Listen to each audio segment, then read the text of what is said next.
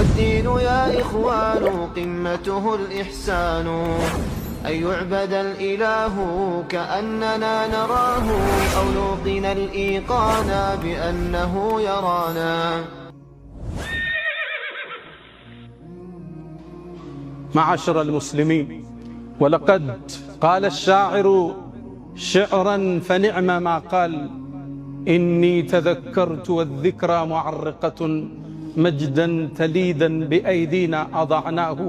هل اتجهت إلى الإسلام في بلد تجده كالطير مقصوصا جناحاه؟ وانزل دمشق واسأل سائر مسجدها لعل الصخر ينعاه. وألمني وألم كل حر سؤال الدهر أين المسلمون؟ تعالوا بنا اليوم نذكر صفحاتنا الماضية المشرقة. ውድ ምእመናን፣ በዛሬው ጁምዓ ቆይታችን ላይ ስላለንበት ተጨባጭ ስለ ቀደምት አያቶቻችን ገድል እናወሳለን። በነቢዩ ዓለይሂ ሰላቱ ወሰላም ኩትኮታ ላይ ያረፉ ዓለምን ያስደመሙ የዓለም የትኛውም ገጽ እነሱን የሚያስታውሰን የሆኑትን ገድላቸውን እንተርካለን። ከነፍስ በላይ የገዘፉ፣ ከስሜት በላይ የበረሩ፣ ምክንያቶችን ጥሰው የተራመዱ፣ ለዱንያ ንዋይ ፍቅር አኼራን የሰው ሰዎችን ያልሰው ሰዎችን ታሪክ እንገልጣለን። ዛሬ እንደምታውቁት ዓለማችን በከፍተኛው ጥረት ላይ ትገኛለች። አቅጣጫው ወዴት እንደሚሄድ በማናቀው ጦርነት ውስጥ ትገኛለች።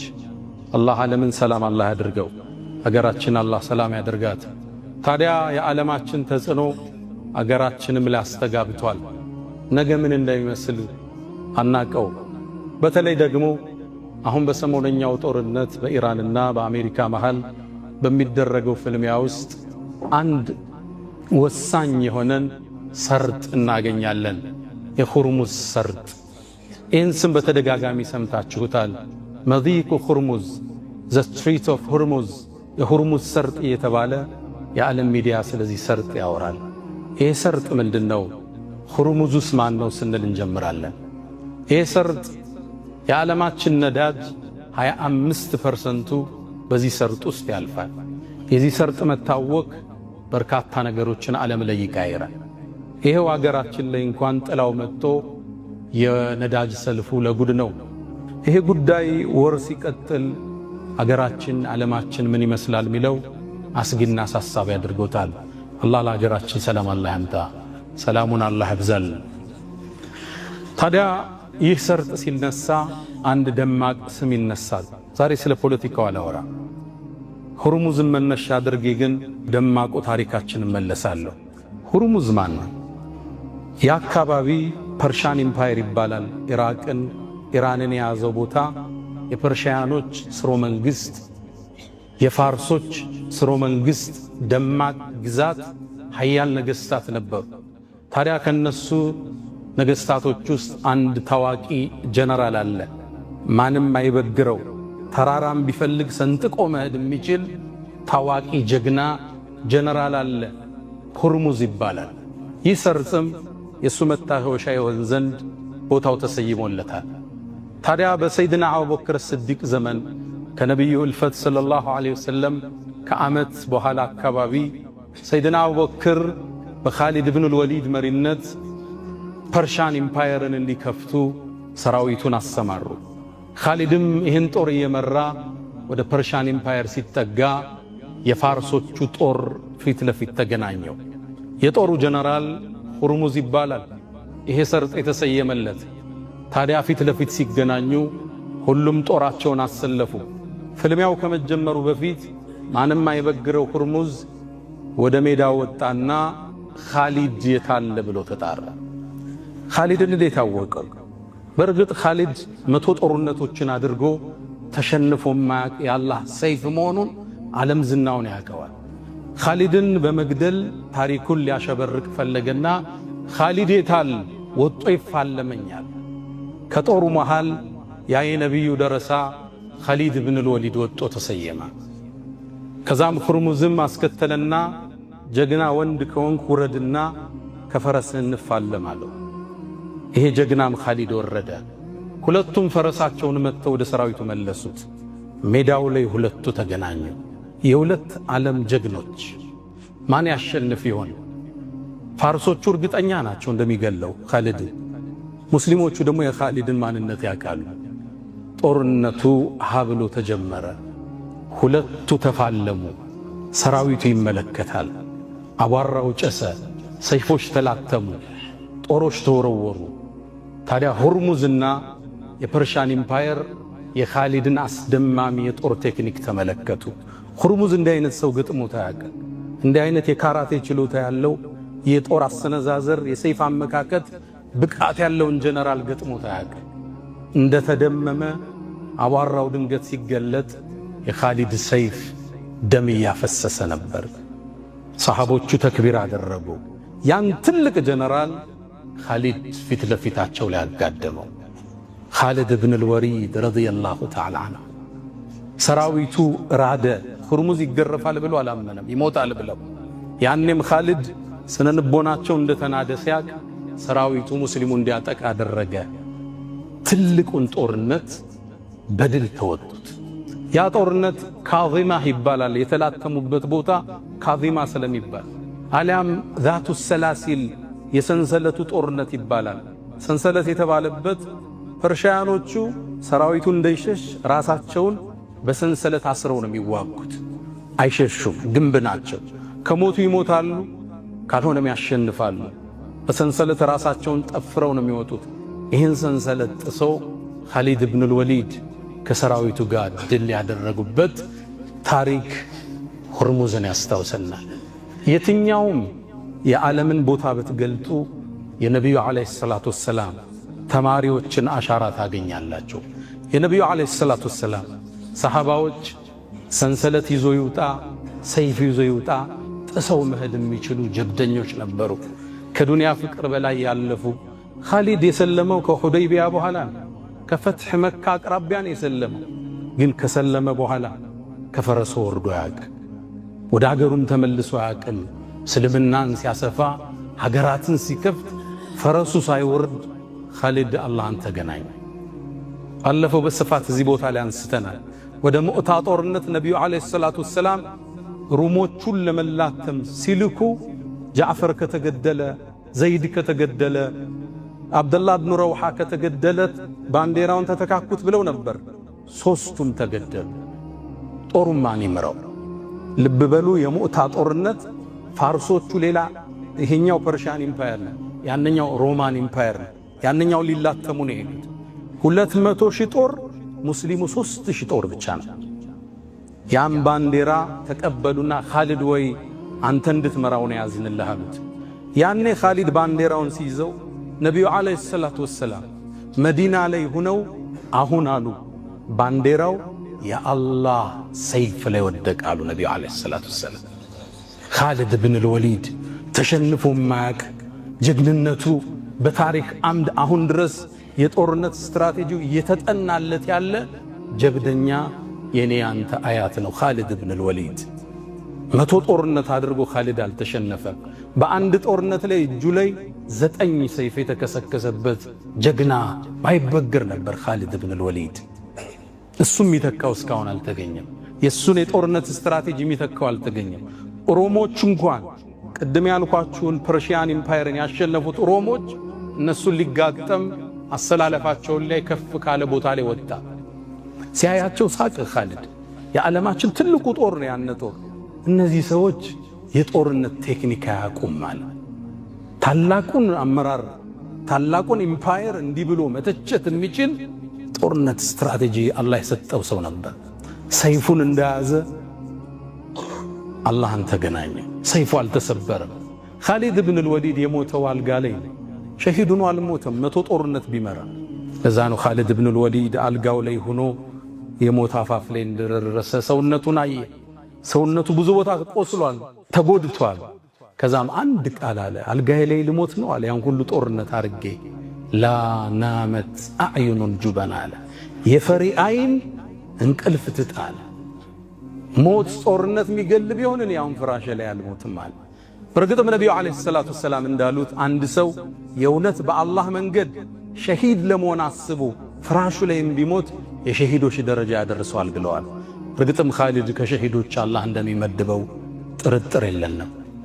እስልምና ሁርሙስ ቦታው ሲታወስ የዓለማችን የትኛው አቅጣጫ ብትሄዱ የእስልምናን ደማቅ አሻራ ገልጣችሁ ታነባላችሁ። ከስሜታቸው በላይ ነበሩ። ለዚህ ግን ሁሉን ነገር ከፈሉ። ጠንካራ መሰረት ይዘው ጥለውት ሄዱ። እስልምናን አሁን እንዲደበዝዝ ታረገው ይሆናል እንጂ ልታጠፈው አትችልም። መሰረቱ ጠንካራ ነው። ብዙ ደም ብዙ አጥንት ውስጡ ገብቶበታል። ከስሜታቸው በላይ የኖሩ ለምክንያት ቦታ ያልሰጡ ብዙ ምክንያቶች አላቸው። እንደኛ ኑሮ አለ፣ ልጅ ማሳደጉ አለ፣ እዳው አለ፣ ችግሩ አለ። ለዚህ ምክንያት አልሰጡም። ከስሜታቸው በላይ ሆኑ። ሌላውን የነቢዩ ዓለይሂ ሰላቱ ወሰላም ከኻሊድ ቀጥለን አውሳ አብዱላህ ብኑ ሐራም አልአንሳሪ ከአንሷር ባላባቶች ውስጥ አንዱ ነው። አቡ ጃቢር ብኑ ዓብድላህ ሲባል ሰምታችኋል። የእሱ አባት ነው። የኡሁድ ጦርነት ሊጀመር ሲል ነቢዩ ዓለይሂ ሰላቱ ወሰላም ነገ እንዘምታለን አሉ፣ ቁረይሽ ጋር ሊጋጠሙ። ያኔም በህልሙ አንድን ነገር አየ። አብዱላህ ብኑ ሐራም ጦርነቱ ነገ ይጀመራል፣ የመጀመሪያ ከሚሞቱት መሆኑን ተመለከተ። ሸሂድ እንደሚሆን አወቀ። በጧት ተነሳ፣ ሻወሩን ወሰደ፣ ሽቶውን ተቀባባ አላህን ሊገናኝ። ከዛም ልጁን ጠራው ጃቢርን።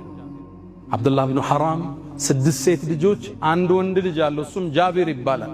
ጠራው። ልጄ ወይ ጃቢር አለው።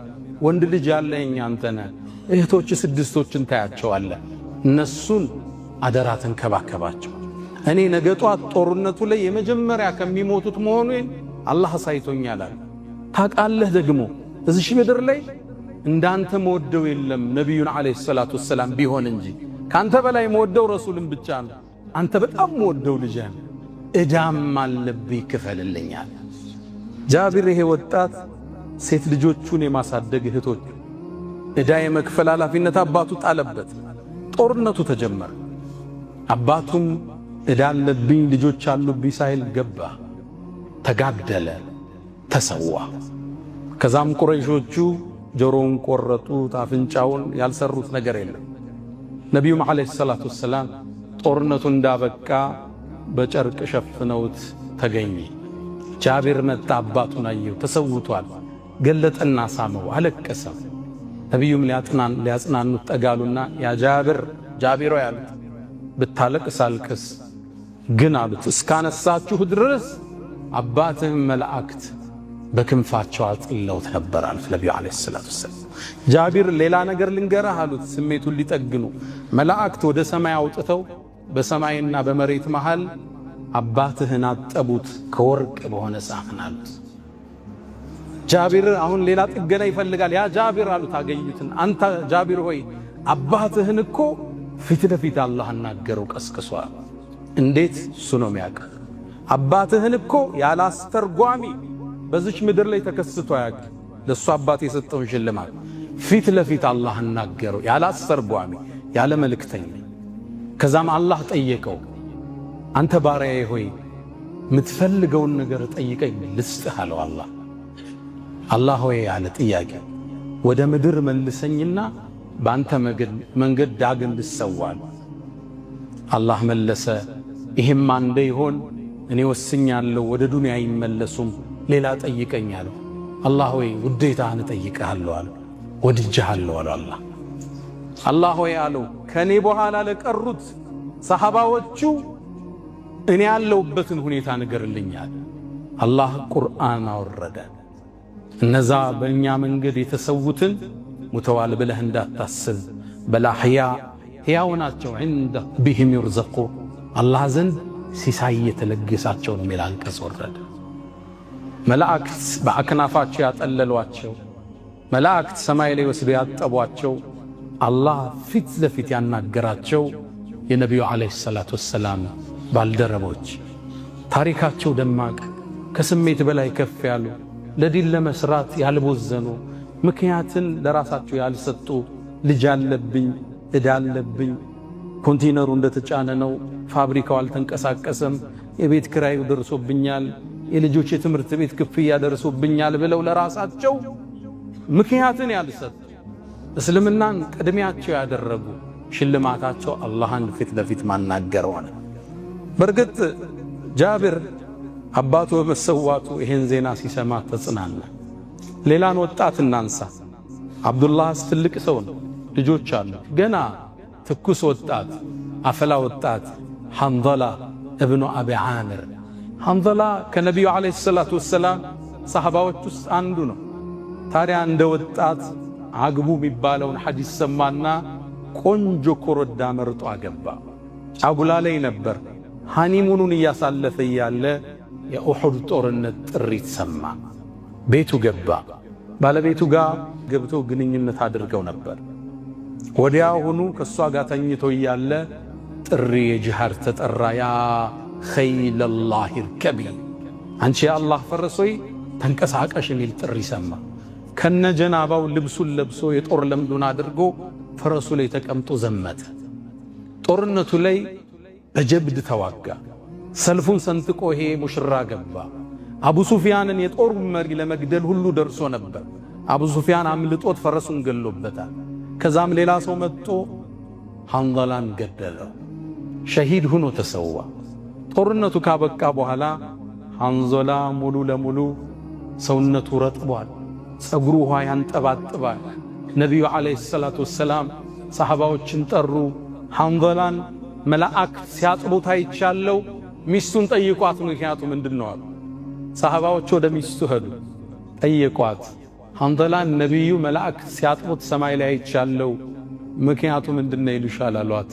እሷም መልስ ሰጠች፣ ከኔ ጋር ግንኙነት አድርጎ ጀናባውን ሳያወርድ ሻወር ሳይታጠብ ነው የወጣለች። መላእክት ሰማይ ላይ ወስደው ያጠቧቸው፣ መላእክት በአክናፋቸው ያጠለሏቸው ደማቅ ታሪክ ያላቸው ለምክንያት ለራሳቸው ያልሰጡ ያስፈልቅ ሰው ነው። ወልዷል፣ ከብዷል። አብዱላህ ብን ሐራም። ሐንዘላ ግን ገና ወጣት ነው፣ ሙሽራም ነው። በዚህ ላይ የደስታ ጊዜ እያሳለፈ ነው። ከዚህ በላይ ምክንያት ለአንድ ሰው የለም ሙሽራ ከመሆን በላይ። ሙሽርነቱን ትቶ የጀነትን ሙሽርነት ተቀበል። ያኔ ባለቤቱ ጋር ሲገናኝ አንድ ልጅ ተወልዷል። አብዱላህ አለችው ልጇን። ይሄ ልጅ በየዚድ ብን ሙዓዊያ ዘመን አብሮ ጦርነት ዘምቶ የአንሷሮቹ የጦር ጀነራል የነበረ ያኔ ሐንዘላ ትቶት የሄደው ልጁ ነበር። ሸሂዱ ነው። እሱም እንዳባቱ ተሰዋ እዛ ቦታ ላይ። ሸሂድ የሸሂድ ልጆች ከዱንያ ስሜት በላይ ይሆኑ ለራሳቸው ምክንያት ያልሰጡ። ምክንያት አለ ሁላችንም ጋር። ሀብታሙም ኮንቲነሩ አልተራገፈለትም፣ ፋብሪካው አልተንቀሳቀሰለትም፣ ኤክስፖርት ያረገው ብሩ አልደረሰውም፣ ኢምፖርት ያረገው አልተሸጠለትም። ምክንያት አለ። ሰደቃ ላለመስጠት ለዲላ ለመስራት አንድ ምክንያት ሁላችን ጋር አለ። ሰው ማለት የአላህ ባሪያ ማለት የሰሃቦቹን ፈለግ የተከተለ ማለት ግን ይሄም ምክንያት አልፎ ለኢስላም የሚኖር ለዲኑ የሚኖር ለዲኑ አስተዋጽኦ ለማድረግ እቅድ ያለው ምድር ትቷት እንደሚሻገር ሁሌ የሚያስብ ከዘካው ውጭ ከሰደቃው ከገንዘቡ ሐቅ ያስቀመጠ ሐቁም ማዕሉም ነው የሚለው ከገንዘባቸው የታወቀ ፖርሽን የሚያስቀምጡ ናቸው የአላህ ባሮች። ከዘካው ውጭ ዒልም ያለው በዒልሙ፣ ዕውቀት ያለው በዕውቀቱ፣ ሀብት ያለው በሀብቱ ይሄን ዲን ማሸጋገር ዱላው ቅብብሎሽ እኛ እጅ ላይ ደርሷል። ዱላውን እኛም ወደፊት እናቃብለው። አላ ወፈዐሉ ልኸይራት ወስተግፊሩ ረበኩም ፈጡባ ሊልሙስተግፊሪን። አልሐምዱሊላህ አላ ኢሕሳኒህ ወሽክሩ ለሁ አላ ተፈዱሊህ ወምትናኒህ ወላ ኢላሃ ኢለላህ ተዕዚመን ሊሻኒህ ወሰለላሁ ወሰለም ወባረከ አላ ረሱሊህ ወኢኽዋኒህ አማ ባዕድ። ውድ ምእመናን የነቢዩን ዓለይሂ ሰላቱ ወሰላም ሰሃባዎችን ገድል ካየን ብዙ ነው። ከነሱም በኋላ የመጡትን ሰዎችን ታሪክ ካየን ከስሜታቸው በላይ የገዘፉ ከዱንያ ፍቅር በላይ ከፍ ያሉ ይሄ ዲን ሁሌ ጭንቀታቸው የሆነ ይሄን ዲን ማስፋፋት ይሄን ዲን ተወዳጅ እንዲሆን መጣር የህይወት ጥሪያቸው የሆነ ይሄ ሐሳብ ለደቂቃ ማይለያቸው ናቸው። መንገድ ላይ ሲሄዱ የሙስሊም አምባሳደር መሆኑን ያውቃል። ከዋሸ እስልምናን ነው የሚያሰድበው፣ ካጭበረበረ እስልምናን ነው የሚያሳድበው። ሁሌም የእስልምና አምባሳደር መሆናቸውን ያመኑ ጀግኖች ነበሩ ሰሃባዎች። ከነሱ በኋላ የመጣን አንድ ሌላ ጀነራል እናውሳ። ጣሪቅ ብን ዚያድ ይባላል። የአሁኗን ስፔን ታቋታላችሁ፣ የድሮዋ አንደሉስ ሙስሊሞቹ ለ850 ዓመት ያስተዳደሯት ስፔን፣ እሷን እናስታውሳለን። እሷን ማን ከፍቷት ገባ? ጀነራሉ ጣሪቅ ብን ዚያድ ይባላል። በዓብድልመሊክ ብን መርዋን ዘመን ሙስሊሞቹ 7000 ጦር ይዞ በመርከብ ተንቀሳቀሰ። ስፔን ዳርቻም ላይ ይህ ጀነራል ወረደ። እንደ ወረደም የሚላተማቸው ግዙፍ ጦርና ኃይለ ብርቱ መሳሪያ የታጠቁ መሆኑን በእርግጠኝነት አውቋል። ያኔም አብረው የወረዱት ባልደረቦቹ እነዚህ ጋማ ተፋልመን መዳኛ የለንም ብለው ፍርሃት ገባቸው። ያኔ ከኋላቸው ጥቁር ባህር ነው ያለው፣ አቋርጠውት የመጡት። ማታ እንደተኙ መርከቦቹን በአጠቃላይ አነደዳቸው። ጣሪቅ ብን ዚያድ የጦሩ ጀነራል። በጠዋት ሲነሱ መርከቦቹ ይነዳሉ። ሙስሊሞቹ ተነሱ። ሰራዊቱ 7000 ጦር ጠላት ያቃጠለባቸው መስለው ፈሩ። ጣሪቅ ብን ዚያድ ሰበሰባቸውና ታሪካዊ ቃል ነገራቸው። ከኋላችሁ ጥቁር ወንዝ ነው ያላላችሁ፣ አድኑም ብትሸሹ። ከፊት ወሚን አማሚኩም ጠላት አለላችሁ፣ ተፋልማችሁ ለፉ አላቸው። አንዳንዴ ስሜት መውጫ ሲፈልግ ምክንያት ሲፈልግ ታቃጥለዋለህ። መመለሻ የለኝም ካልክ ለስኬት ትታጫለህ። ያኔ መርከቦቹ ነደዋል። ወደ ወንዙ ቢሸሹ ሞት ብቻ ነው ያለ፣ መዳን የለም። እፊት ለፊት ግን የማሸነፍና የመዳን እድል አላቸው። የሞት ሽረት ውስጥ ከተታቸው። ጦርነቱ ተጀመረ። ተስፋ የለሽ በሆነ ሰራዊት ስሜት ገቡና ተፋለሟቸው። አላህ አፈቃቸውና ድል ተጎናጸፉ። የአሁኗን ስፔን ከፍተው የገቡት የጣሪቅ ብን ዚያድ ሰራዊት ነበር። ከፊት ለፊታችሁ ጠላት፣ ከኋላ ጥቁር ወንዝ፣ ተስፋችሁ አላህና ከዛም ሰይፋችሁ ነው አላቸው። ከፍተው ገቡ።